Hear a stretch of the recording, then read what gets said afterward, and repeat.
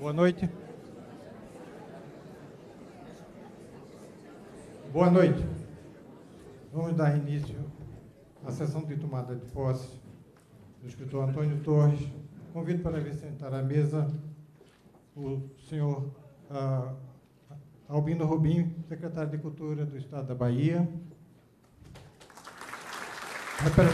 representando neste ato o governador do Estado da Bahia.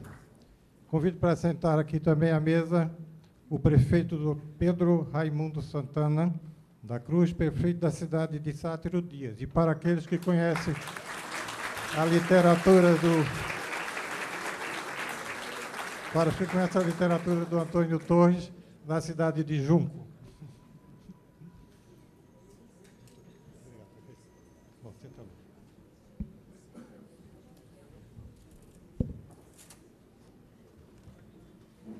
Vamos dar início agora à cerimônia propriamente dita e pediria aos senhores, aos acadêmicos Ana Maria Machado, Ivan Junqueira e Nelson Pereira dos Santos, que introduzissem o acadêmico eleito Antônio Torres neste recinto.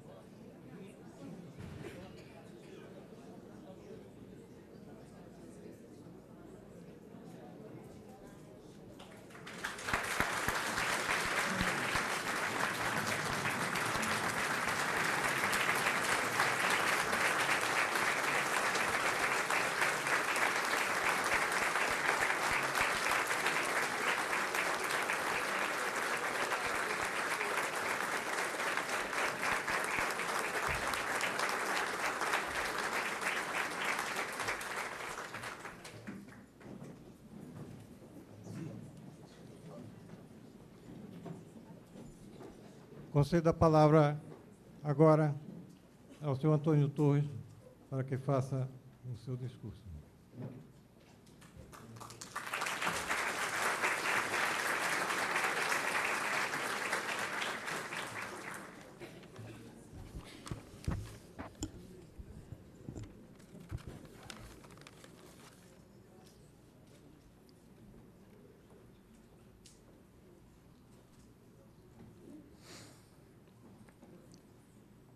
Senhor presidente Geraldo Holanda Cavalcante, senhor Domício Proença Filho, querida Mérida Pinhon, mestre Portela, mestre Sequim, senhor Albino, secretário de Cultura do Estado da Bahia, aqui representando o governador Jacques Wagner, senhor Pedrito Cruz, prefeito da cidade de Sátiro Dias, onde nasci, e meu primo.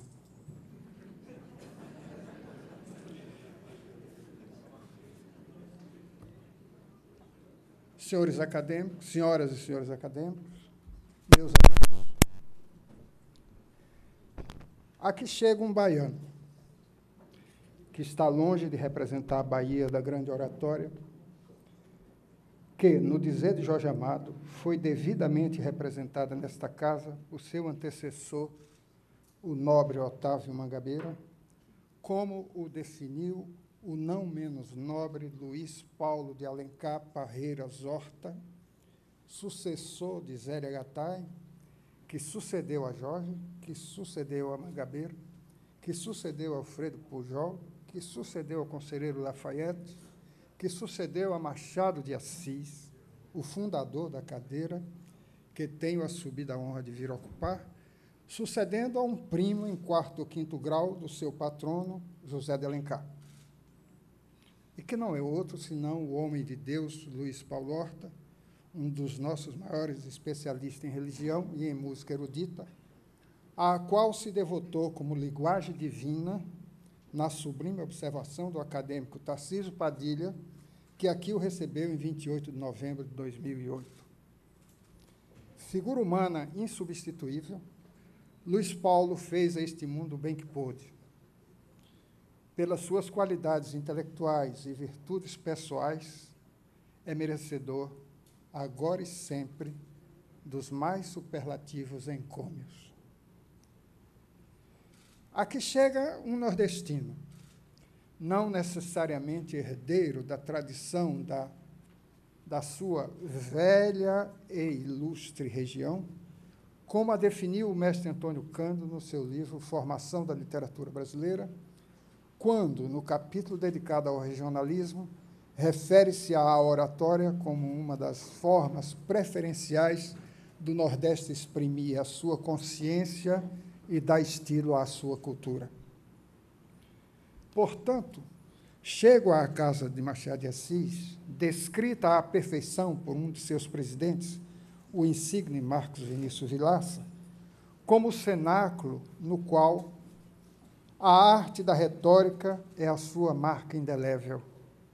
Sim, chego aqui tão consciente das minhas limitações a esse respeito, quanto submerso em ilheios semelhantes aos daquele que, no dia 23 de julho de 1919, chegava à Academia Brasileira de Letras como o terceiro ocupante da cadeira que me destes, por ele chamada de santuário, pontuando que sobre ela repousam 3 sombras peregrinas, a figura mais alta e mais nobre do nosso romantismo, o clássico maravilhoso do nosso idioma e o civilista profundo, Lafayette Rodrigues Pereira, que versou a ciência do direito, revestindo-a de pureza helênica, e que, do seu espaldar se debruça a imagem da pátria, velando e abençoando a grandeza refulgente do gênio nacional. Fecha aspas. Assim, Alfredo Pujol exprimia o seu assombro diante do peso histórico de seus antecessores, agora meus também, cujas estaturas ele foi capaz de erigir com um extraordinário poder de síntese. O que, por si só, desautoriza a modéstia de Pujol ao considerar sua chegada a este templo augusto, segundo as suas próprias palavras, um prêmio desmedido ao obscuro artífice que reuniu e ajustou nas suas mãos grosseiras e rudes os primeiros materiais para a glorificação do autor das Memórias Póstumas de Brás Cubas.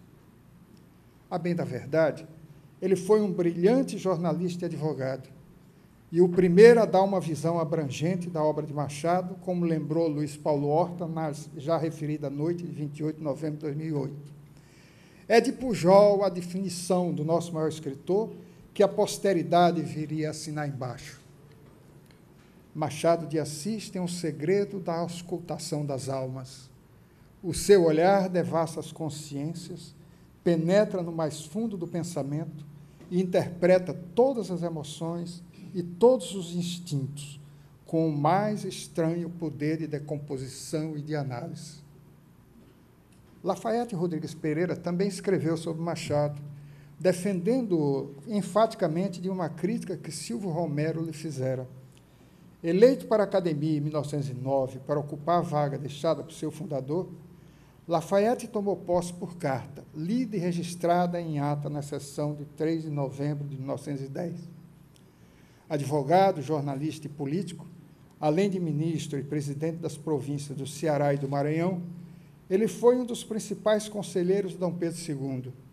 Destacou-se na esfera pública pela sua alta cultura jurídica, filosófica e literária, de que se valia para elevar os debates em meio aos radicalismos entre conservadores e liberais, ao tempo do Império, quando pedia aos seus antagonistas que substituísse o ódio pela justiça, a cólera pela paciência, a intolerância pela equidade, porque o ódio, a cólera e a intolerância nada ainda fizeram de grande, de sólido e de perdurável. É, no entanto, o seu legado às letras jurídicas, com os clássicos de direito de família e direito das coisas, o que lhe doura ainda mais o alentado currículo. Ele está imortalizado também como o nome da cidade em que nasceu, que é Luís de Minas, que em 1934 passou a se chamar Conselheiro Lafayette, e por dar nome a duas ruas, uma em Belo Horizonte, no bairro da Sagrada Família, o de maior população da capital mineira, e em Copacabana, onde discretamente viveu uma das maiores glórias da nossa literatura moderna, o também mineiro Carlos Drummond de Andrade.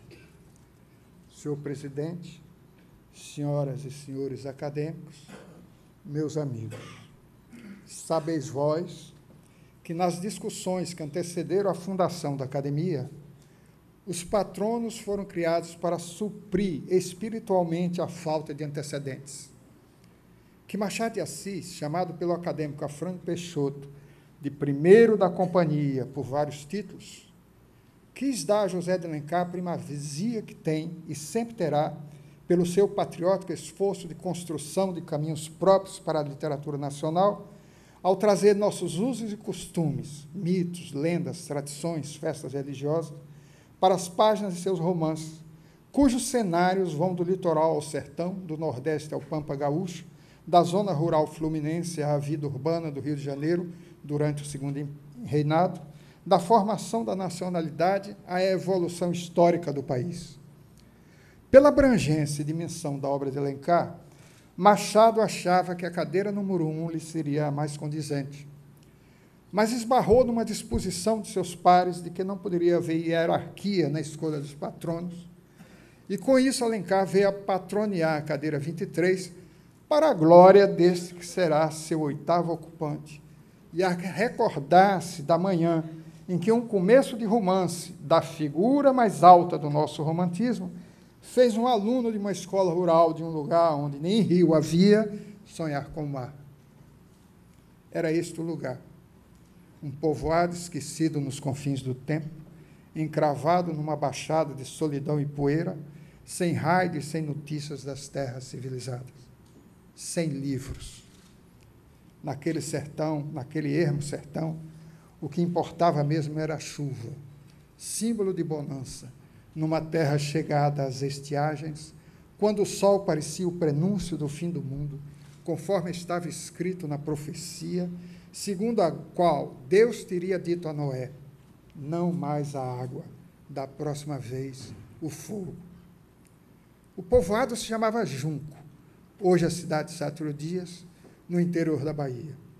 Ali, a grande aventura humana se fazia nos caminhos de roça, no afã de se plantar e colher, se chovesse no inverno e o verão fosse de trovoadas, tão benfazejas que levavam os homens a vestir ternos brancos, como nos domingos de missa e santas missões, para, apoteoticamente, rolarem na lama, loucos de alegria. Por isso, quanto mais vermelhos estivessem os crepúsculos, maior era o temor da seca e da vinda do anticristo, e com ele o apocalipse.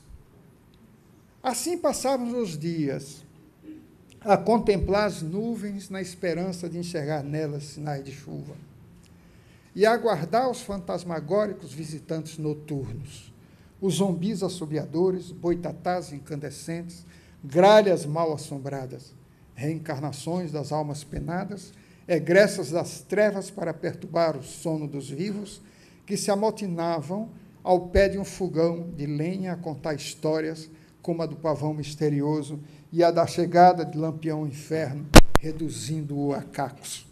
E tudo para espantar o medo da noite. Um dia, uma boa notícia correu de roça em roça. O lugar acabava de ganhar uma escola. Alguns pais reagiram, alegando que escola não enchia a barriga de ninguém. Aí, quem se assombrou foi a professora, na iminência de se ver sem alunos. Diante do impasse, só lhe restava a busca de aliança com as mães dos meninos daquele lugar, o que fez com o ardor de uma missionária. Às mães caberia vencer as resistências paternas. Recordo uma delas, chamada Dona do Varlis, a chegar em casa tendo nas mãos o mais extraordinário dos inventos humanos, um ABC, na designação popular do livreto do alfabeto. A mãe chamou seu filho mais velho e mostrou-lhe a novidade, explicando-lhe o que aquilo significava. O menino se encantou com o desenho das letras e, mais ainda, ao descobrir que elas tinham nomes, como as pessoas e as coisas, enquanto a mãe lhe explicava quem eram elas que designavam tudo o que existia na terra e no céu. Depois, a mãe lhe trouxe uma cartilha, passando a juntar as letras em sílabas, B, A, Ba, B, E, B, e nos dias seguintes em vocábulos que passariam ao reino das frases, Ivo viu a uva. Quem ficou encantada com isso foi a professora, chamava-se Serafina, ao receber um aluno que já havia ultrapassado o beabá. Assim, a sua escola risonha e franca ganhava um reforço para a cantoria diária de hinos e declamação de poemas patrióticos, quando passamos a nos familiarizar com os nomes dos poetas que seríamos levados a declamar no primeiro dia da pátria, comemorado na praça principal do povoado. Olavo Braz dos Guimarães Bilac, criança, não verás país nenhum como este. Gonçalves Dias, não chores, meu filho, não chores, que a vida é luta reída, viver é lutar. Antônio de Castro Alves, Auriverde, pendão da minha terra, que é a brisa do Bagio, beija e balança, estandarte que a luz do sol encerra e as divinas promessas da esperança. Naqueles áureos verdes anos, se alguém perguntasse a este que vos fala o que queria ser quando crescesse, a resposta não seria outra: Castro Alves.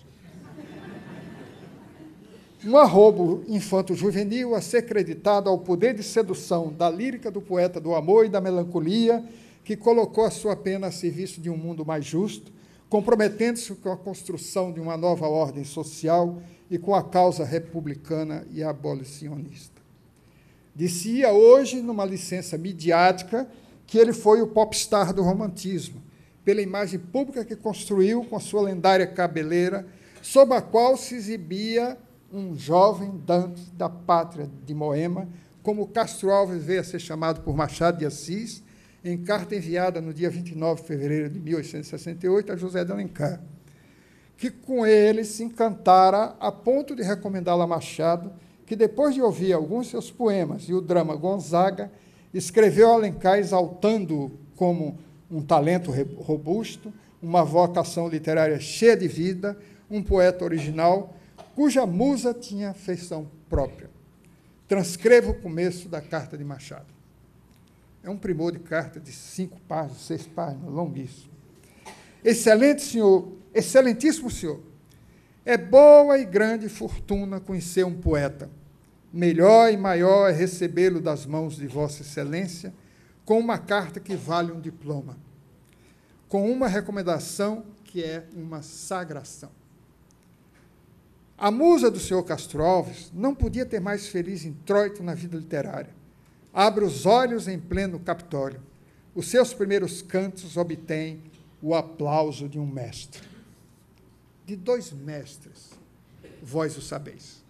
Siga um deles, numa viagem de regresso, a manhã em que 2 vultos surgiram na contraluz, à entrada da escola, onde Castro Alves bem que poderia ter sido o seu patrono. Era a chegada de uma outra professora, chamada Teresa, acompanhada de sua mãe, Dona Virgínia. Ela parecia haver surgido do nada, como se tivesse caído do céu, ou chegado a pé de algum lugar desconhecido, para inaugurar o prédio recém-construído da escola rural. E não era de muito falar. Depois de um bom dia, Dona Serafina acrescentou apenas isso: vim buscar os alunos. Dona Serafina olhou de um lado para o outro da sala antes de dar a sua resposta igualmente breve. Leve os meninos. E, com um gesto de mão, nos despachou para sempre. Seguimos a nova professora como se acompanhássemos um cortejo fúnebre. Afinal, que graça poderia ter uma escola sem as meninas?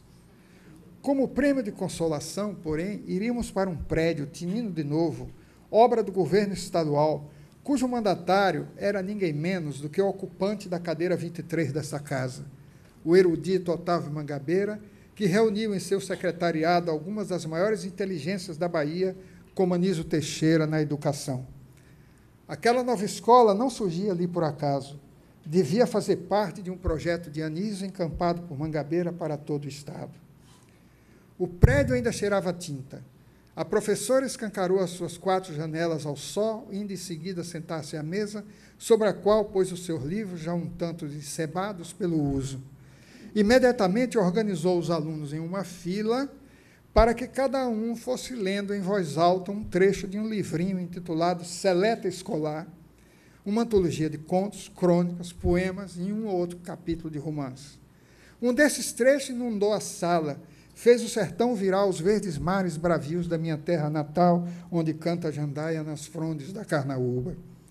O efeito dessa leitura foi simplesmente fabuloso. À noite, viajei em águas, faunas e floras de sonho. Além de não fazer a menor ideia de como era o mar, também não conhecia a jandaia e a carnaúba, nem de pluma, nem de folhagem, pois pertenciam a outras paisagens e distantes, como a do Ceará. E ali estávamos na região do semiárido da Bahia. Foi esse o primeiro impacto que as linhas iniciais de um romance me provocaram, instalando-se como lugar da imaginação e aqui reinstalando-se como da memória. A memória de uma escola criada por Anísio Teixeira na gestão do governador Otávio Mangabeira, a bem dizer, patroneada por José de Alencar, que, não podendo comparecer em pessoa à sua inauguração, fora representado pela toda a prosa e poética Iracema, que, desde o ano de 1865, estava predestinada a ser chamada de obra-prima, conforme a antevisão de um certo bruxo que, a esta altura, não será mais necessário nomear. E vieram os dias seguintes, com muita leitura em voz alta e exercício de escrita, pois assim era a escola da era Anísio Teixeira, o educador que tinha como princípio a ênfase no desenvolvimento do intelecto e na capacidade de julgamento do aluno. Personagem central da história da educação no Brasil, defendeu o ensino gratuito, laico e obrigatório. E foi o reformador do sistema educacional também do Rio de Janeiro, onde exerceu vários cargos públicos e veio a desaparecer misteriosamente no dia 11 de março de 1971, quando se encontrava em campanha por uma vaga nesta academia. Depois de uma visita de praxe ao acadêmico Aurélio Buarque de Holanda, para lhe pedir o voto, Anísio Teixeira não regressou à sua casa, nem mais foi visto em qualquer lugar, o que provocou a suspeita de que teria sido preso pelos militares. Depois de uma série de informações e pistas falsas, seu corpo foi encontrado no fosso do elevador do prédio de Mestre Aurélio, sem sinais de queda nem hematomas que a comprovassem. O laudo, porém, foi de morte acidental. Não tivesse Anísio Teixeira levado a escola às nossas remotas paragens, e a distância entre a civilização do litoral e o arcaico sertão baiano, continuaria abissal e, portanto, dificilmente este sertanejo agora estaria aqui diante de vós. Na presente circunstância, evocar Anísio é homenagear Mangabeira, o engenheiro, professor, político, íntegro, é bom que se diga, e homem de letras que, em 1930, quando ocupava o cargo de ministro do Exterior no governo de Washington Luiz, dotou o Itamaraty de uma biblioteca criada para reunir e catalogar toda a memória da correspondência diplomática. Ele foi eleito para a academia naquele mesmo ano, mas, como havia combatido o movimento revolucionário de 1930, que se saíra vencedor, teve de asilar-se, só retornando ao país com a anistia de 1945, vindo a governar a Bahia de 10 de abril de 1947 a 31 de janeiro de 1951. Com licença. As atualidades esportivas ensejam o registro de que foi ele quem construiu o estádio da Fonte Nova, que recebeu o seu nome, assim como o torneio que o inaugurou. Ao sucedê-lo nesta casa, no dia 17 de julho de 1961, Jorge Amado disse que Mangabeira era a Bahia nas suas melhores e mais generosas qualidades. Amado Jorge, recordo como mestre dos mestres na arte de fazer amigos, apresentar pessoas umas às outras, de recebê-lo em sua bela casa da Rua Lagoinhas, 33, no bairro do Rio Vermelho, e nos seus endereços do Rio de Janeiro e de Paris. Chegava a parecer que foi inspirado nele que Fernando Sabino escreveu que é o convívio humano que faz a vida mais digna de ser vivida. Jorge se desdobrava também como missivista, nunca deixando de responder aos que lhe escreviam e lhe enviavam livros de tudo quanto era canto. As mais de 100.000 páginas guardadas no acervo isolado da fundação que tem o seu nome no Pelourinho comprovam o quanto ele se correspondeu com meio mundo ou mundo e meio. Não foram poucas os ilustres desconhecidos, promissores ou não, que no início de suas carreiras literárias mereceram de Jorge amáveis palavras de incentivo. Ainda há pouco, num emocionado depoimento a uma revista da Espanha, João Baldo Ribeiro recordava essa generosidade desmedida como um traço essencial do seu caráter, destacando, para além da sua condição de um dos mais importantes escritores do nosso tempo e de patrimônio do povo brasileiro, o papel decisivo de Jorge na sua própria história e de muitos outros. Segue João Baldo. Eu estava mais próximo dele do que a maioria dos meus contemporâneos, mas o apoio que ele oferecia se estendia a um número imenso de pessoas, como a pintores humildes e sem dinheiro, de quem comprava por um bom preço quadros acabados precipitadamente, com a pintura ainda fresca. Pouco depois, se comportava como um vendedor dos artistas pobres ou principiantes e dava explicações entusiasmadas sobre eles a quem lhe parecesse um comprador potencial. E não fazia isso apenas com os artistas plásticos, mas com qualquer um a quem pudesse beneficiar com sua ajuda, de poetas a cineastas. Pois este Jorge, tão admirável como escritor quanto como pessoa, não estava na seleta escolar da professora Teresa. Minha iniciação à sua obra aconteceria mais adiante, já numa cidade situada na metade do caminho para a capital, na indistinta divisa entre o recôncavo e o sertão. E deveu-se a um professor sergipano, vindo do Rio de Janeiro, para dar aulas de geografia no ginásio de Alagoinhas, surpreendendo os alunos com seus vastos conhecimentos de serras, mares, rios, lagos, pontos culminantes, continentes, países, capitais. Aos poucos, ele revelaria os outros domínios que abrangiam da matemática à literatura. Esse mestre de nome estranho chamava-se Carloman, por extenso, Carloman Carlos Borges. Fora das salas de aula, empenhava-se em falar de livros e autores jamais falados naquele estabelecimento de ensino um tanto parado no tempo. Para o professor Carloman, compreenderíamos melhor o país em que vivíamos se lêssemos os romancistas do Nordeste que, com a cearense Raquel de Queiroz, o alagoano Graciano Ramos, o paraibano José dos Lins do Rego e o baiano Jorge Amado, haviam inaugurado o mais poderoso ciclo literário nacional no século XX, o do romance de 30. Para começar a gostar de Jorge, leia este. Ele disse ao me emprestar o Mar Morto, concedendo-me o prazo de 1 semana para devolvê-lo. Qual que? Devolvi-o no dia seguinte, levado pelas ondas de um texto que começa em tom de conversa ao pé do fogão. Agora eu quero contar as histórias da beira do cais da Bahia.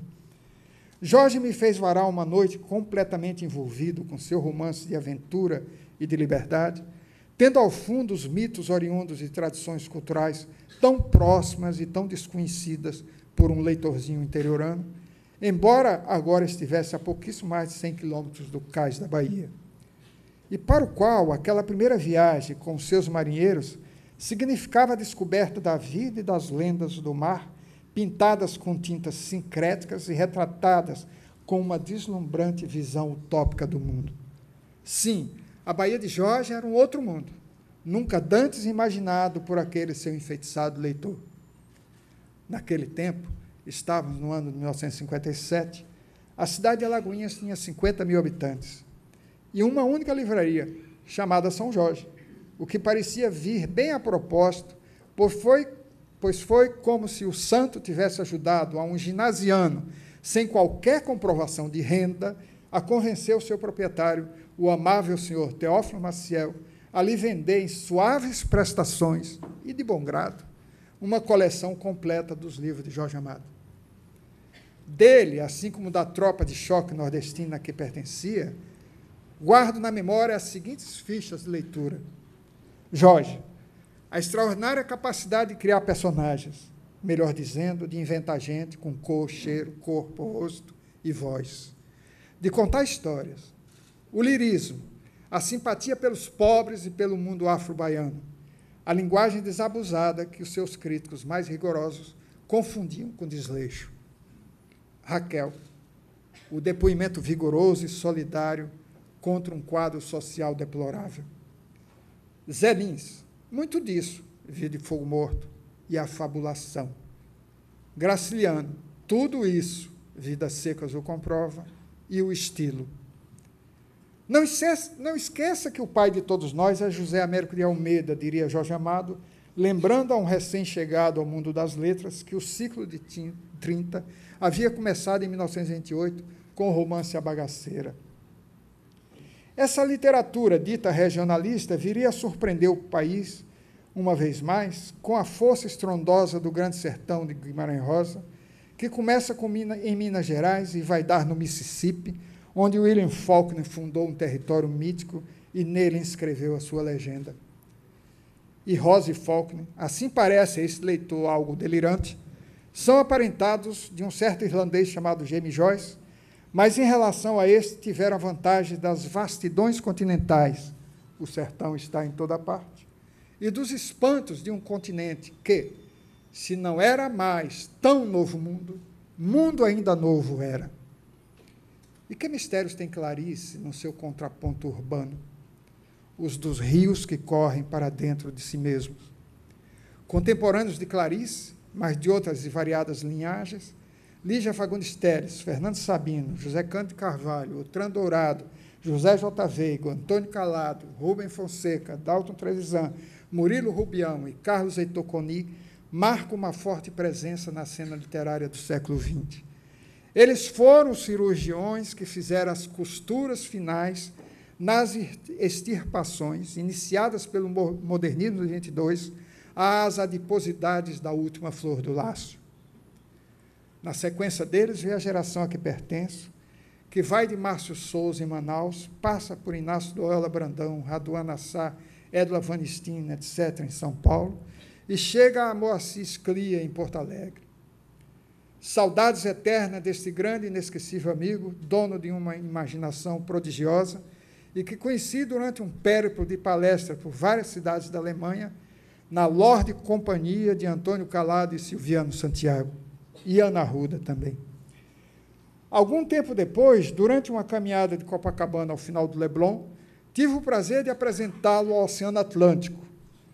Agora, imagino-o a fazer uma dedicatória em um exemplar de A Mulher que Escreveu a Bíblia para o criador do mais belo romance do mundo, chamado Gênesis. Autor de um diário de leitura da Bíblia, Luiz Paulo Horta é levado a fazer o mesmo. Zélia Gattai fotografa a cena. Outras saudades. Oswaldo França Júnior, João Antônio, Wander Piroli, Roberto Drummond, Marco Santa Rita, Guido Guerra, Sônia Coutinho. Mas cá ainda estou.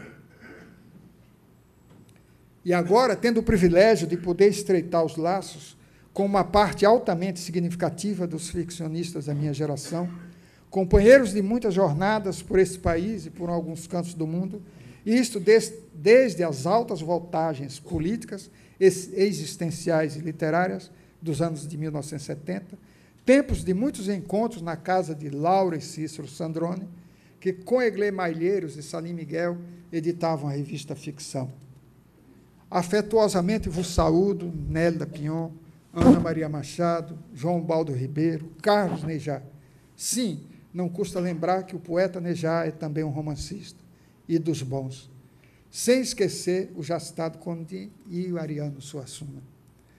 Não menos calorosos são os meus agradecimentos a todos vós, poetas, ensaístas, historiadores, o imortal cineasta, os jornalistas, os professores, cientistas, diplomatas, sociólogos e juristas que compõem os círculos de inteligência desta casa, na definição de outro baiano, Pedro Comon. Criadores e pensadores que se situam para além das fronteiras ficcionais, vós estáis ligados pela liturgia da palavra e uma irrevogável fé nas ideias para recorrer ao primoroso texto de Marcos Vilaça, já mencionado no início deste discurso. Parafraseando Mayakovsky, diria que, ao evocar Jorge, a memória juntou na sala do cérebro os inumeráveis bem-amados para que esta noite se paramente de histórias passadas, presentes e futuras. Porque ele não apenas inventava gente, gostava de gente. Tanto que não fugia das tardes e noites de autógrafo que atraíam multidões. Caberia uma dessas noites nos aproximar. Foi no dia 12 de dezembro de 1972, em São Paulo, quando, antes de ir para a livraria em que estava sendo esperado para autografar o seu romance Teresa Batista, Cansada de Guerra, Jorge Amado passou em outra, na qual um estreante baiano iria se apresentar. Ele comprou o livro do novato e lhe deixou um bilhete com o seu endereço e telefones na Bahia para que eu procurasse quando lá fosse. E mais, foi o próprio Jorge quem tomou a iniciativa de me procurar aqui no Rio, quando me convidou a visitá-lo em Salvador. Fui. E aí ele e Zélia reuniram em sua casa meia Bahia para apresentá-la a um baiano um tanto desgarrado, a quem já no primeiro encontro deu o seguinte conselho, me levando à porta do elevador: siga o exemplo de Glauber Rocha. Perguntado qual era o exemplo de Glauber Rocha a ser seguido, Jorge respondeu: ele nunca perdeu o sotaque baiano.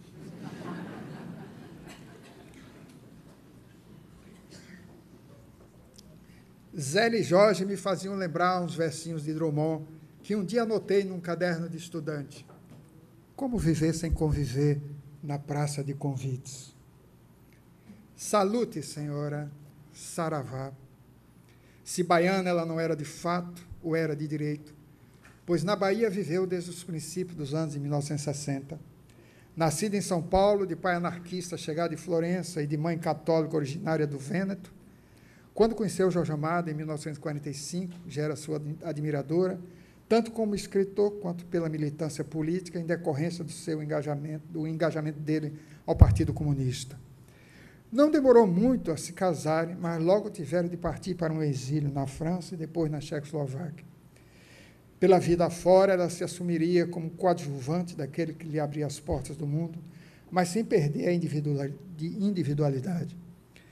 A sua obra veio a provar isso de forma inequívoca. Zélia Gattai nos legou 9 livros de memórias, 3 infantis, uma fotobiografia e um romance. Com Anarquistas, Graças a Deus, publicado em 1979, ela não poderia ter feito uma estreia mais feliz. Ao contar a saga dos imigrantes italianos em busca da terra de sonhos e o percurso interior de uma menina para a qual a vida nunca perderia o encanto, Zélia surpreendeu o mundo das letras. O sucesso espetacular de seu primeiro livro, que viraria minissérie da Globo, encorajou-a a seguir em frente. Sua obra despertou interesse também em outros países, e ela ganhou vários prêmios. Foi eleita por esta academia em 2001. Para um fecho à sua altura, transcrevo umas linhas sob medida da poeta Miriam Fraga. Se Zélia nasceu mesmo como uma estrela a iluminar-lhe o caminho, soube muito bem como proceder para captar em plenitude aquela luz que a fazia brilhar intensamente e refletia-se em tudo à sua volta. Agora evoco o bom cristão que Deus levou antes da hora, cuja voz haverá de se propagar indelevelmente nas páginas que nos deixou.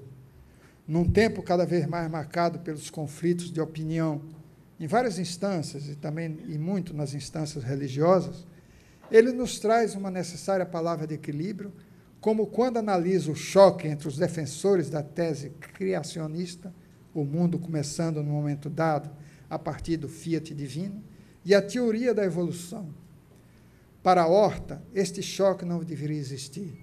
Seu argumento: você pode acreditar no fiat, ou pode achar que os primeiros homens foram surgindo aos poucos, de dentro da cadeia evolutiva. Contanto que você admita que, num determinado momento dessa cadeia, a ação divina introduziu um princípio, um fato novo, que não pode ser explicado pelo simples encadeamento de fenômenos naturais.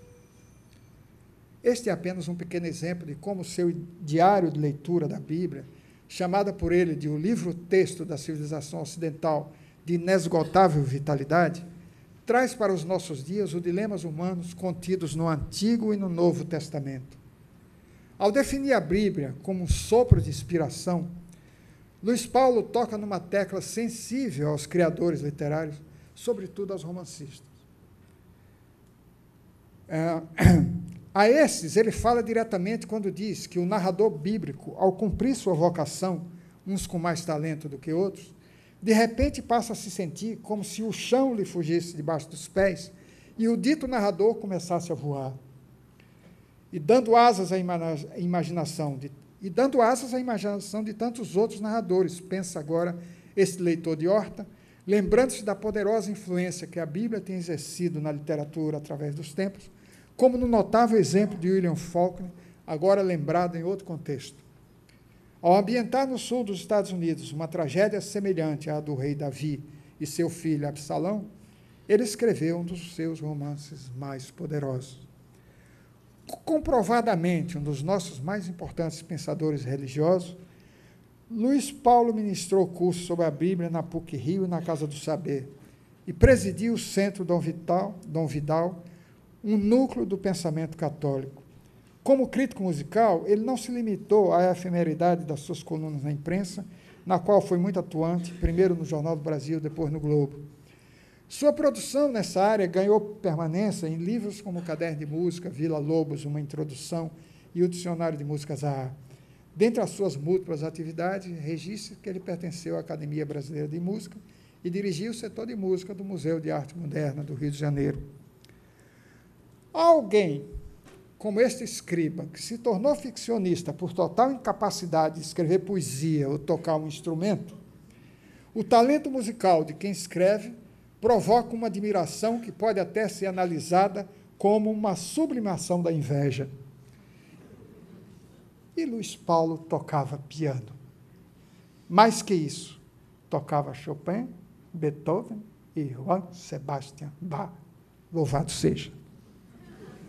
Senhor presidente, senhoras e senhores acadêmicos, membros da mesa, meus amigos, encerro renovando os meus agradecimentos a todos vós pela generosa acolhida nesta egrégia casa, que sempre estimei. Também tenho muito a agradecer aos que contribuíram, e não foram poucos, para que um dia este canibal das letras pudesse chegar aqui. E vindo lá das tertúlias ancestrais ao pé de um fogão, nas fabulosas noites de um tempo agrário e ágrafo, no reino da cultura oral, que na antiguidade, vós sabeis, gerou os grandes poemas épicos, dos quais o romance foi gerado.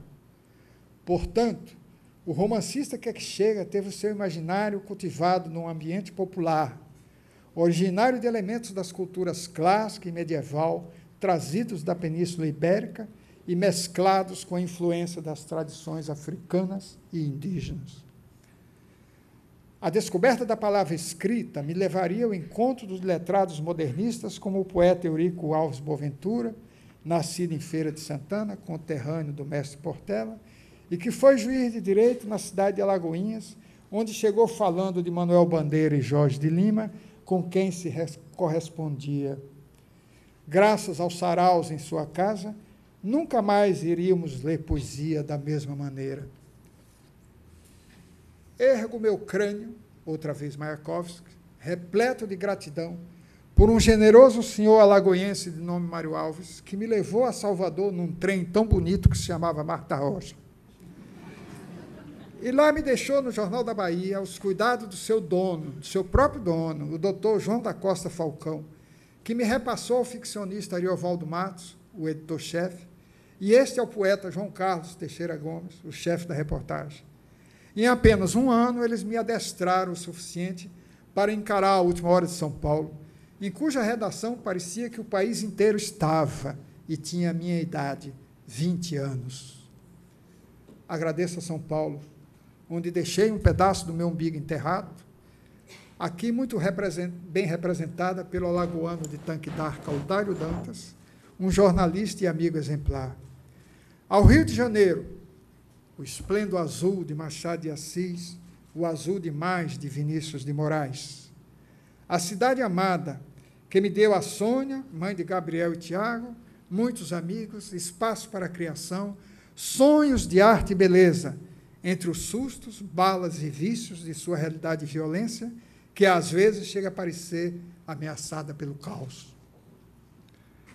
Mas, ora, foi o Rio quem me deu o Prêmio Machado de Assis e a Academia Brasileira de Letras. Eu, baiano e brasileiro, paulista, carioca, petropolitano e estrangeiro, agradeço a Lisboa, ao Porto, Itaipava, Europa, França e Bahia. Aos editores, cito Lúcio de Abreu, que foi o primeiro a me publicar na editora Gernasa, e que aqui se faz representar pela sua esposa, a Clarinha. À crítica literária a quem devo tanto, assim como à Universidade Brasileira em particular e aos leitores em geral. Aos colegas de ofício, de todas as gerações, entre eles os do patente publicitário. A todos os presentes, muitos vindo de longe, de Belém do Pará, Brasília, Fortaleza, Maceió, Salvador, Alagoinhas, Sátrio Dias, região serrana fluminense, Poços de Caldas, Volta Redonda, Paraíba do Sul, Curitiba, Paraná, Brasil. E desculpe se esqueci algum. Ao poeta português, Alexandre O'Neill, outro mestre, que em sua casa lisboeta, onde me deu guarida por 4 meses, costumava me pedir para ler o Grande Sertão, Veredas, em voz alta. São dele os 2 versos a seguir que vos dedico. Folha de terra ou papel, tudo é viver, escrever. Muito obrigado.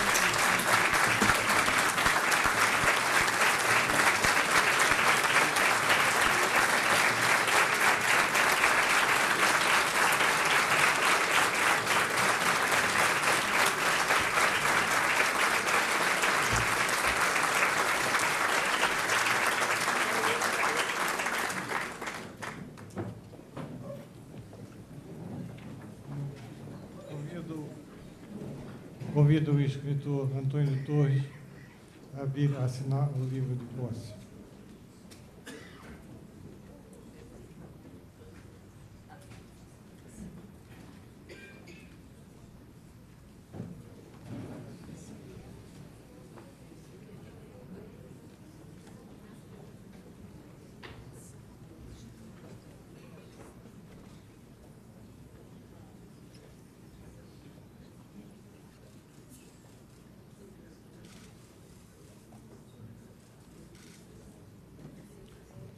Convido o acadêmico Alberto da Costa e Silva para fazer a posição do colar.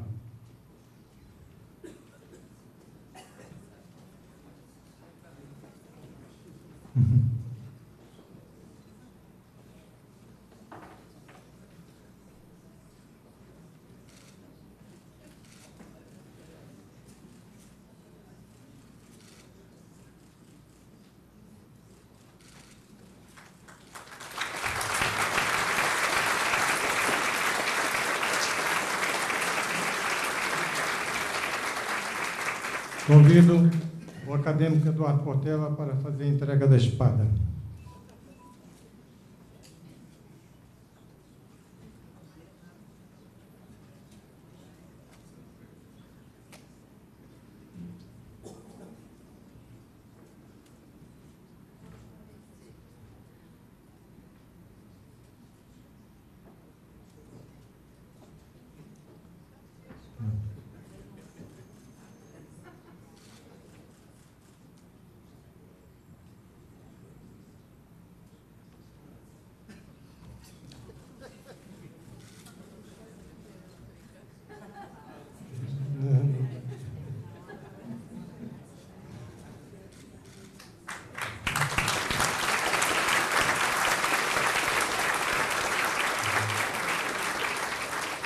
Convido o acadêmico Antônio Carlos Sequim para fazer a entrega do diploma.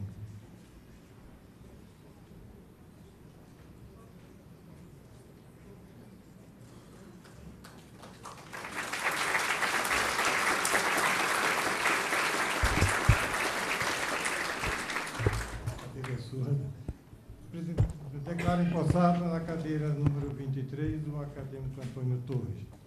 Esta cadeira tem como patrono José de Alencar, teve como fundador Machado de Assis e como antecessores Lafayette Rodrigues Pereira, Alfredo Pujol, Otávio Mangabeira, Jorge Amado, Zélia Gattai e Luiz Paulo Horta. Está empossado o acadêmico Antônio Torres.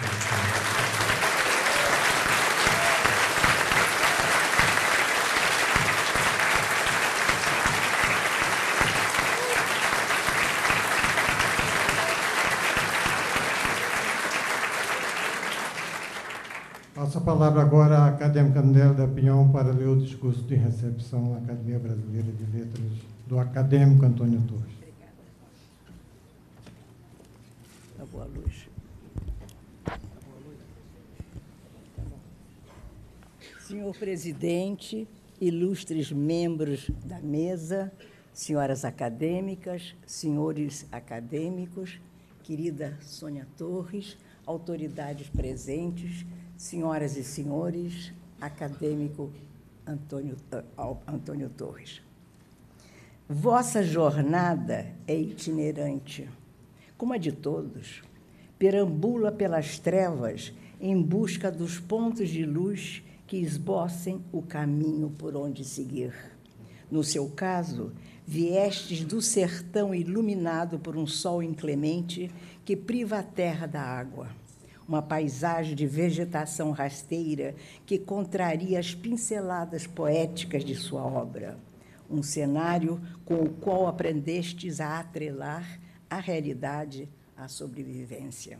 Nesta data, que congrega a comunidade brasileira, acabais de ser empossado membro desta alta instituição brasileira. Um instante destacável para ambas as histórias, a sua e a minha, ao me teres designado para recebê-lo em nome dos demais confrades. Uma eleição que me propicia oferecer ao grande escritor desta tribuna palavras benfazejas que ensejam um acerto de contas das respectivas trajetórias que coincidem no que diz respeito à versatilidade do mundo, à aprendizagem da arte e da vida. Cabe-me, nessa cerimônia, arrolar os feitos da escritura, a composição do vosso cotidiano, dos quais se originaram ramificações com que se ergue uma obra literária de tal envergadura. Alguns laços nos irmanam, desde que nos conhecemos em torno de 1973. Sônia, os filhos, a paixão pelo ofício, as viagens pelo Brasil e além fronteiras. Similitudes que, respaldadas pela vivência secreta de cada qual, fortaleceram o verbo, o ideário utópico e os laços amorosos que nos unem ao Brasil, sem nos abstrairmos, no entanto, dos valores pessoais que se sobrepõem à sociedade a qual servimos. Vê-lo na cadeira acadêmica impulsiona-me a confessar que testemunhei vossa ascensão e tenho agora a meu dispor a palavra que o vai honrar. Mas sei, de antemão, que os nossos pares, ao elegê-lo, tornaram-se igualmente partícipes de uma biografia que especula sobre o arcabouço de uma obra literária iniciada há décadas no Junco e cuja lembrança o acompanha neste momento, quando o Junco e o acadêmico, visceralmente enlaçados, vivem hoje a festa magna da Academia Brasileira de Letras. O ingresso a esta instituição traduz uma opção de vida, consolida um vínculo com a identidade e o pensamento brasileiros. Aqui se realça a figura de Machado de Assis, que ocupou a cadeira número 23, a qual recém assumistes. Este criador, que imortalizou o Brasil, deu eloquência narrativa à nação, a seu povo que, imerso na tragédia educacional de quase nada saber, desconhece a existência deste Criador, ignora que a dignidade cívica de cada um de nós repousa nele, símbolo e intérprete da pátria. Esta cadeira teve José de Alencar como patrono, o nacionalista que, à época, nos alentou com a certeza de estarmos na iminência de construir sólida narrativa. E teve ainda outros ilustres ocupantes, entre eles a amiga Zélia Gattai, que acentuou com lirismo e perspicácia o significado da presença italiana na construção da grandeza de São Paulo.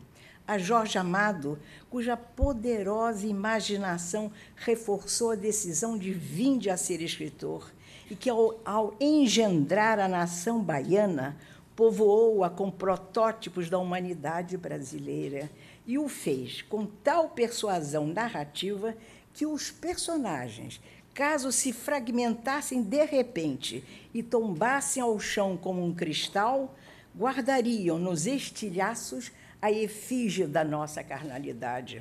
E Luiz Paulo Horta, a quem sucedeis, exegeta das idiosincrasias civilizatórias, mestre do pensamento teológico e dos estilos musicais, ambas disciplinas cingidas ao sagrado que resgata o humano da escuridão a que se vê quantas vezes condenado. A nossa amizade impulsiona-me a adentrar por aspectos existenciais, como se for uma arqueóloga confiante em escavar o portal soterrado da infância para surpreender o menino Tonho, de calças curtas, a correr pelo descampado, sem saber que já dera início à coleta das matérias com as quais suprir a memória do escritor. Não conhecia esses tempos, mas guarda as ocasiões em que ouvi absorto, com os olhos fixos em um sinal invisível aos demais, como se estivesse a regimentar as novidades do mundo. Seduzido, talvez, pelo magnetismo de uma frase ou de alguma lembrança que alastrou pelo rosto a sombra melancólica que ainda agora perdura nos romances. Suas confidências destacaram sempre o peso da infância no percurso vital, as ocorrências que formaram no conjunto um labirinto onde era fácil se perder e ao qual convinha abordar com cautela, dada a riqueza existente em cada curva. Senhoras e senhores,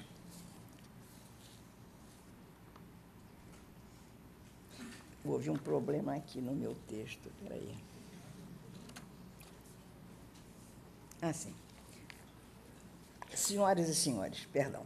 Aquela infância foi um tempo de fundações, quando, arrastado pelo caudal de emoções canalizadas mais tarde na criação, Antônio Torres criou claves secretas, sucumbiu ao peso da atração poética. É difícil, porém, submergir na intrincada malha do coração do menino Tonho, escrutinar os semblantes dos habitantes do Junco, os cenários das casas, forçar o ingresso nos seus personagens que, com quanto de representação simbólica, podem ser identificados com familiares e vizinhos, a fim de formarem um mosaico que se aprecia visto de longe. Contudo, há que regredir no tempo para interpretar sua gênese. Afinal, nascer onde seja não é um equívoco, é uma bênção. Assim, ao ver a luz no Junco, o autor ganhou uma linguagem que esteve, desde o início, à disposição de uma volúpia narrativa, graças à qual publicou seus livros. E ainda a certeza de haver pertencido a uma família que conspirava contra o realismo das urbes esquizofrênicas, destituídas de rostos e nomes, para lhe ofertar poderosos indícios narrativos. Cedo elegeu um ofício destinado a combater o silêncio que coage os humanos em troca das histórias que os tambores da floresta, os xamãs, os funâmbulos, os avós das casas narraram há milênios. Quis ainda, como escritor, sustentar, através da tênue chama do verbo, os enredos, cuja premissa era desestabilizar a ordem e a hierarquia das paixões humanas. Naquela terra inculta, bravia, mas amorosa do Junco, a imaginação esplendia, as tramas sobravam. O povo, que mal assinava um nome, compensava as agruras da escrita, tecendo seus contos. Entre eles vicejavam lendas e narrativas, algumas provindas de um medievo atrapalhado, vergadas pelas 1000 versões que, acrescidas ao longo do transcurso narrativo, deturparam o sopro da primeira inspiração. Naquela terra de Antônio Torres jazia a história humana. A caminho da lavoura, com a enxada no ombro, os lavradores, na expectativa de que os deslocamentos das nuvens significassem chuva, decifravam o céu, semelhante a uma esfinge com ardor apaixonado.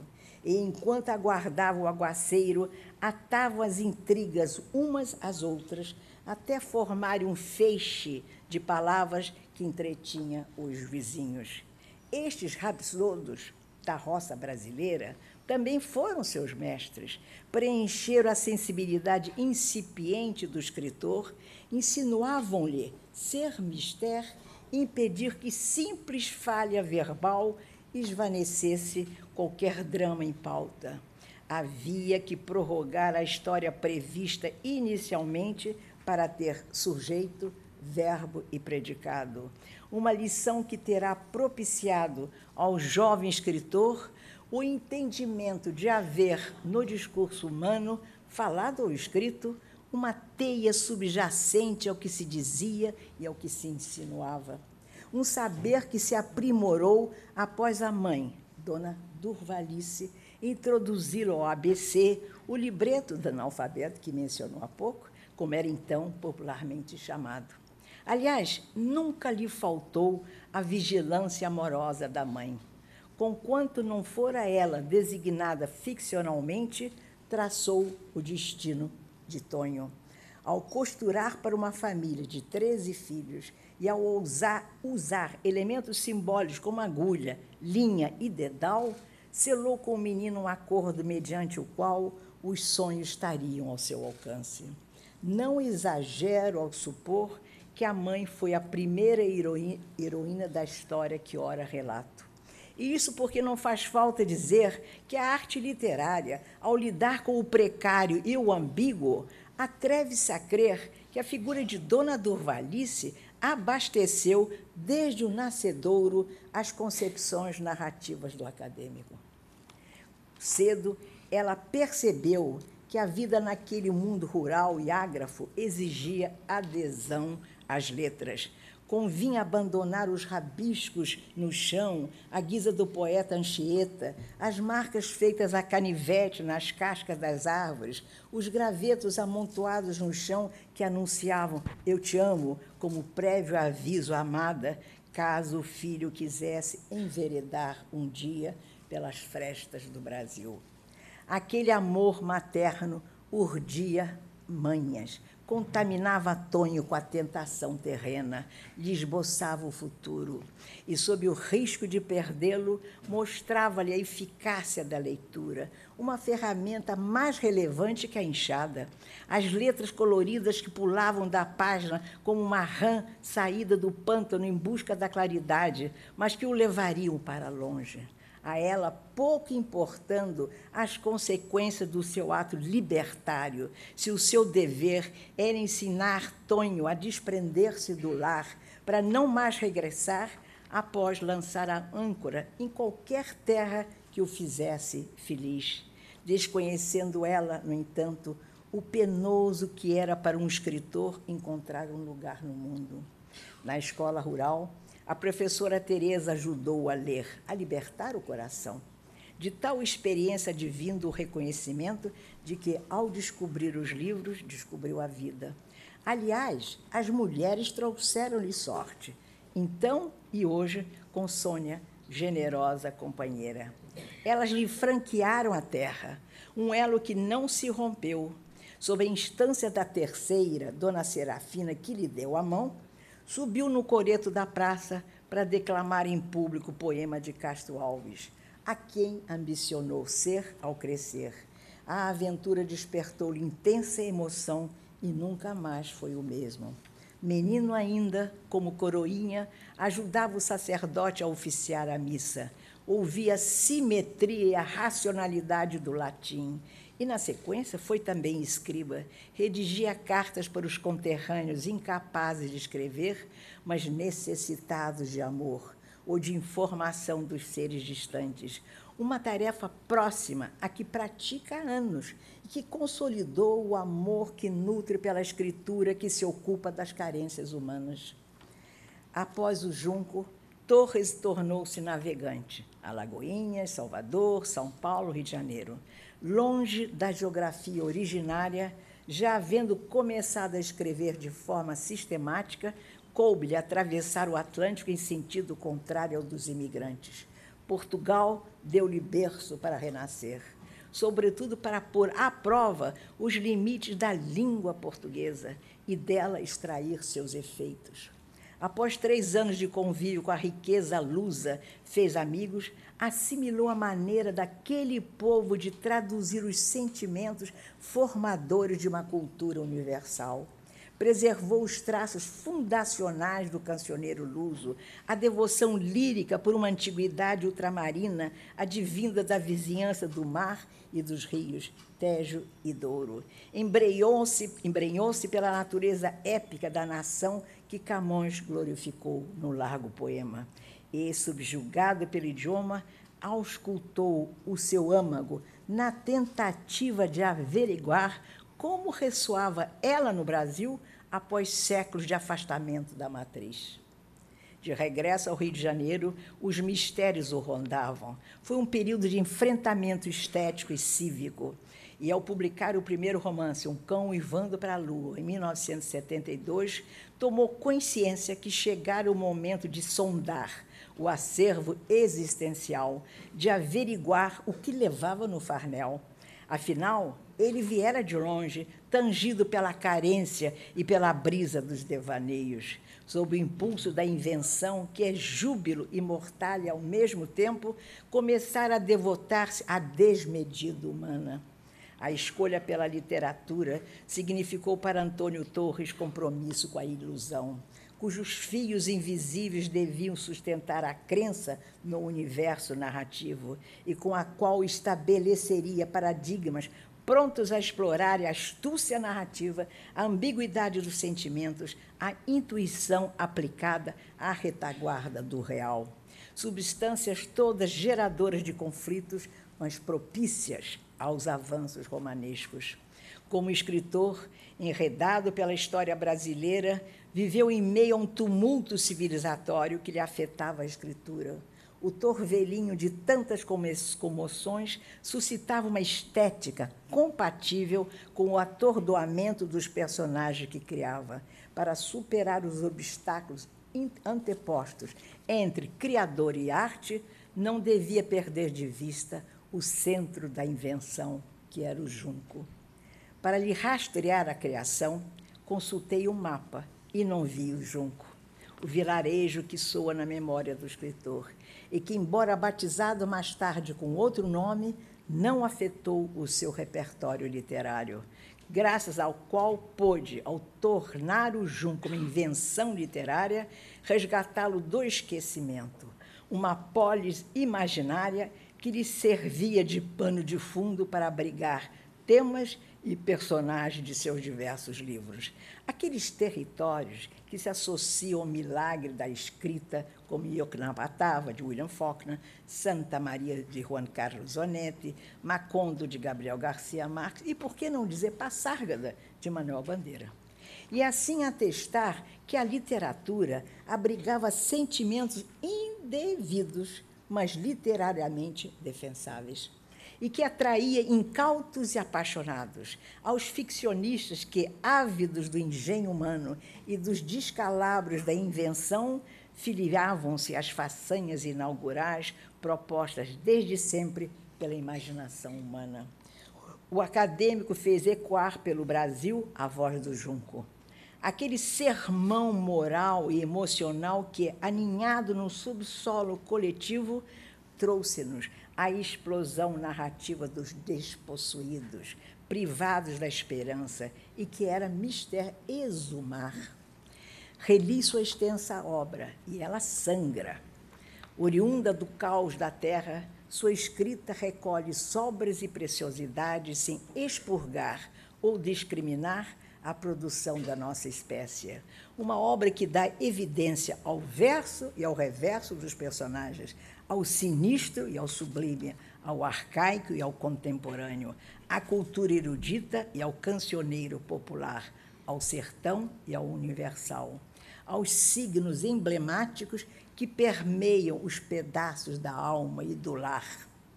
Sua literatura tem dimensão moral, uma força poética que trata o sórdido e o triste como parte de uma engrenagem criativa indisposta a falsificar a realidade ou a transigir com subterfúgios o que a história quer silenciar. Tal argamassa narrativa apura com poesia repentina e realismo impiedoso os dilemas, as contradições, o que é assimétrico e nos assola. As frases, deliberadamente curtas, velozes, atuam como jorro de água, uma estratégia que o autor adotou a fim de compatibilizar o enigmático da arte com a fúria que irrompe de tantas páginas, em especial ao apontar as injustiças sociais presentes em seu legado narrativo. No romance Um Táxi para Viena da Áustria, Torres também questiona a vertiginosa agonia urbana, o círculo de fogo que carboniza valores, família, amizades, memória, vestígios culturais e propicia o sequestro da identidade individual e social. Para tanto, insta os personagens a reproduzirem condutas dissociadas da sua índole familiar e a se insurgirem, já sob os efeitos de um estado psíquico desregulado, contra um cotidiano ardiloso e cruel. O paroxismo presente no romance assenta as bases para o surgimento das aventuras existenciais fadadas ao fracasso. Vemos Watson, um publicitário desempregado, que, sob os efeitos do álcool, mata sem motivo aparente o amigo que não via há 20 anos. Um ato que nos remete ao O Estrangeiro, de Albert Camus, em que Meursault, em gesto translocado, comete igual desatino contra um árabe praticamente desconhecido. Em seguida ao crime, Watson homizia-se no táxi um cubículo no qual delira, quando sua estranha lógica, amparada por célere fluxo narrativo e brilhantes diálogos, supre-nos com uma vida miserável que se confunde com a realidade do Brasil. Também o romance, A Balada da Infância Perdida, diagnostica o país. Segue a linha urbana cuja verdade narrativa incomoda. E, em contraste com seus personagens rurais, os filhos da selva de cimento debatem-se entre o lirismo, o escatológico e o pecado mortal com que fomentam a imaginação. Combalidos, porém, pela estreiteza da existência, estes seres tangenciam a realidade, simulando uma crença que lhes falta. Como consequência, agridem a própria sensibilidade, cancelando qualquer traço de pudor moral. Em falsa ascese, dizem o que não se admite nem mesmo para si mesmo, em voz baixa. Meu querido Canibal confirma o poder inventivo do escritor. Heróico e aventureiro, o romance retrocede ao século XVII, o país ainda sob domínio luso, e tem como protagonista o líder Cunhambebe, uma odisseia passada no albor de um Brasil ainda em formação, que retrata o despertar de uma consciência judicativa da parte dos primeiros donos da terra e que nos subsidia com os alicerces de uma surpreendente cultura que dá margem às tribos indígenas, após os primeiros embates contra os portugueses, a criarem um movimento de salvaguarda nacional conhecido como Confederação dos Tamoios, uma época tão admirável que terá também alimentado o mito do bom selvagem que intelectuais como Rousseau, Montaigne e Montesquieu sustentaram. Carta ao Bispo é um romance de impactante beleza. Escrito sob forma de carta e com exíguas linhas, avizinha-nos a tragédia que se deflagra tão logo Gil, figura central, ingere formicida da marca Tatu. O recurso extremado apressa a morte. Antes, porém, exige do narrador extremado equilíbrio na aplicação dos recursos emocionais que o próprio Gil reparte da sala da casa até a cozinha, enquanto deixa na parede do corredor as arranhaduras que atestam sua dor e o estado de sua psique desbordada. Os sentimentos tumultuados que são expostos seguem uma sequência planejada. Não colidem entre si e nem empalidecem as intenções do livro e o desespero de Gil. O drama, trazido a nós, traduz-se através do penoso solilóquio do iminente suicida. A carta que Gil deixa ao bispo não será lida pelo leitor. O prelado torna-se o único mandatário deste legado. Senhoras e senhores, raramente a história pública, representada pelo poder constituído, concede direitos plenos aos cidadãos, simples sócios minoritários. Sobretudo quando a ditadura militar, que se estabeleceu no Brasil a partir de 1964, semeou pela terra tempos obscuros e cruéis. É difícil rastrear os efeitos dessa tragédia que se abateu sobre a vida nacional. Uma circunstância que também golpeou os escritores, vítima dos efeitos produzidos por um sistema que, em defesa de estruturas monolíticas, cerceava a liberdade, caçava direitos, impunha vigilante censura. Era como viver em um exílio que nos privava da rebeldia intelectual inerente ao ato mesmo de refletir, que cancelava o pensamento portador em seu bojo de variações e matizes, enquanto nos punha à margem dos apelos contemporâneos. Sob o controle de um regime que abortava projetos, imergíamos em mortífera clandestinidade. Contudo, a serviço de um ideal libertário, reagimos ao formar certa falange, com nomes como Torres, Loyola, Louzeiro, Edinalva, João Antônio, Rubem, Lígia, Cícero, Laura, Novaes e a escriba que lhes fala, e outros nomes mais. Unidos, demos início a uma empreitada cívica contra os que faziam regredir as pautas essenciais da civilização. Através de protestos públicos, de manifestos e de viagens pelo Brasil, transformamo-nos em goiardos medievais a divulgarem pela Europa a liberdade assintosa e a palavra poética. Antônio Torres, levado por convicção democrática, emprestou voz e ideário à causa comum. Entregues à pregação democrática, vencemos as distâncias de ônibus, dormimos em pensões cujas camas de mola recordavam os cátares dos monastérios cistercienses, alimentando-nos de feijão, arroz, bife acebolado e de uma salada cujas folhas lutavam por se manter intactas, ao menos durante o tempo da refeição. Com falsa toga de Cícero, elucubrávamos diante dos jovens. A fala irada que o senador romano nos emprestara exigia a destruição de Cartago sob forma da ditadura. Havia que demolir os alicerces do opressor, a impor a crença que faltavam à arte literária mérito e eficácia, um argumento de fundamento insidioso que nos golpeava justo nos tempos em que brasileiros eram lançados nos calabouços para morrer. A despeito das ameaçadoras sanções e de reconhecermos do quanto era penoso ser brasileiro, tínhamos fé. Nossas noções utópicas não esmoreciam.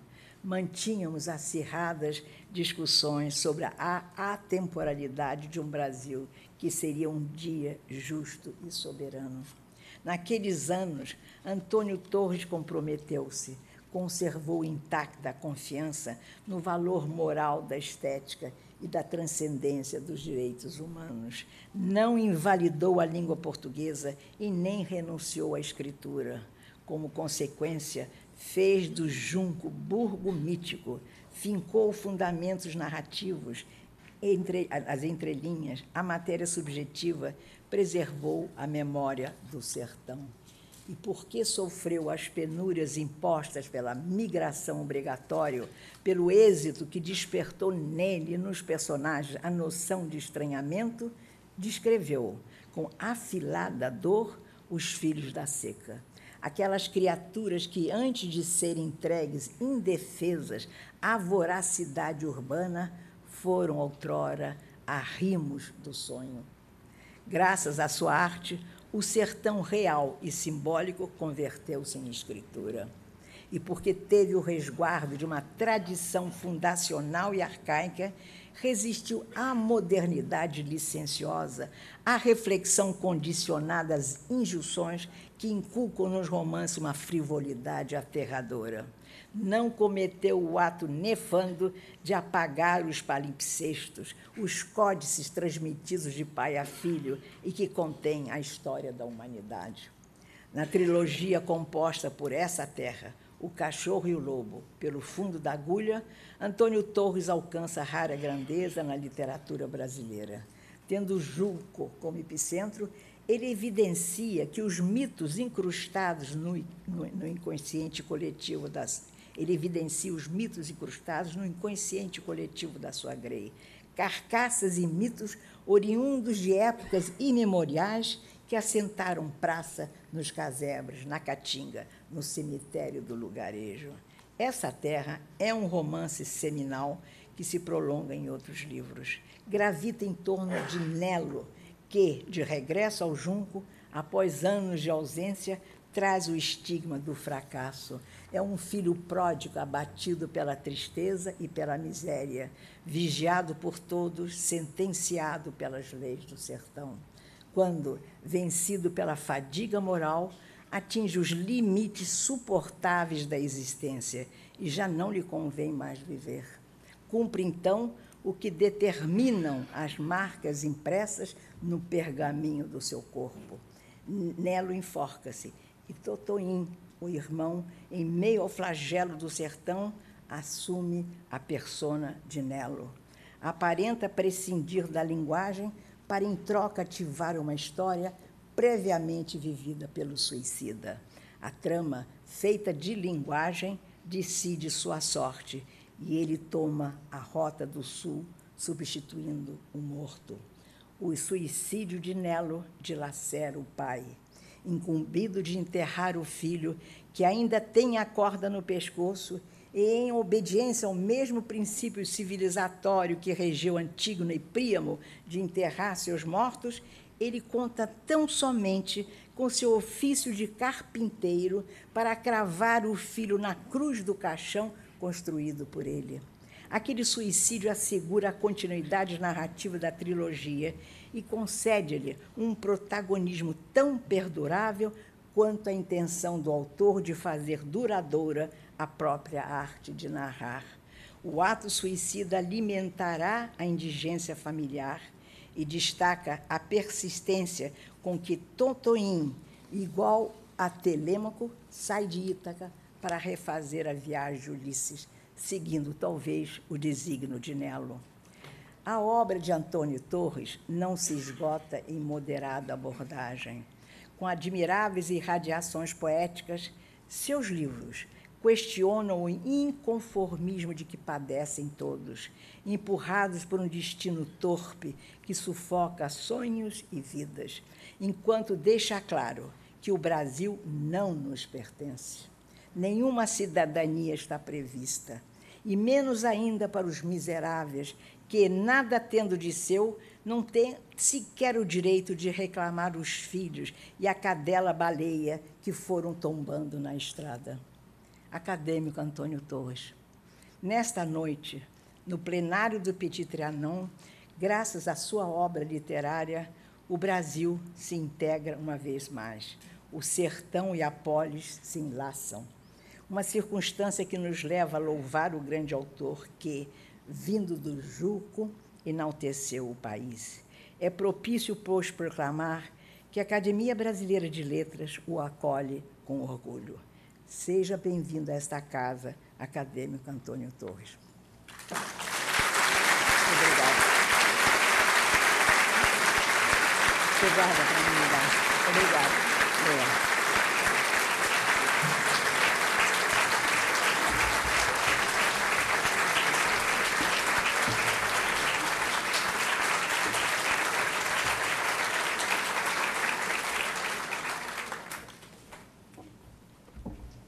Obrigado, acadêmica Nélia Pinhon.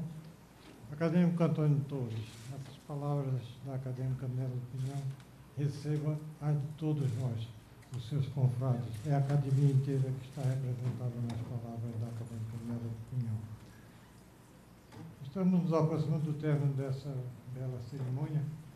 Queria agradecer a presença de todos, das senhoras acadêmicas, dos senhores acadêmicos, do senhor Albino Rubim, secretário de Cultura do Estado da Bahia, que representa o governador da Bahia, Jacques Wagner, na ocasião, do doutor Pedro Raimundo Santana da Cruz, prefeito da cidade de Santa Luzia, o junco de nosso querido acadêmico Antônio Torres, os familiares do acadêmico Antônio Torres, que vieram de todos os pontos do Brasil para essa cerimônia, as autoridades presentes, as senhoras e senhores, amigos de Antônio Torres e da academia. Peço a todos que aguardem o encerramento formal dessa cerimônia, enquanto uma comissão vai acompanhar o acadêmico Antônio Torres à sala dos fundadores, onde, dentro de 10 minutos, ele começará a receber os cumprimentos de todos. Convido, então, os acadêmicos Alberto Venâncio Filho, Cícero Sandrone e José Murilo de Carvalho para acompanharem o acadêmico Antônio Torres à sala dos fundadores.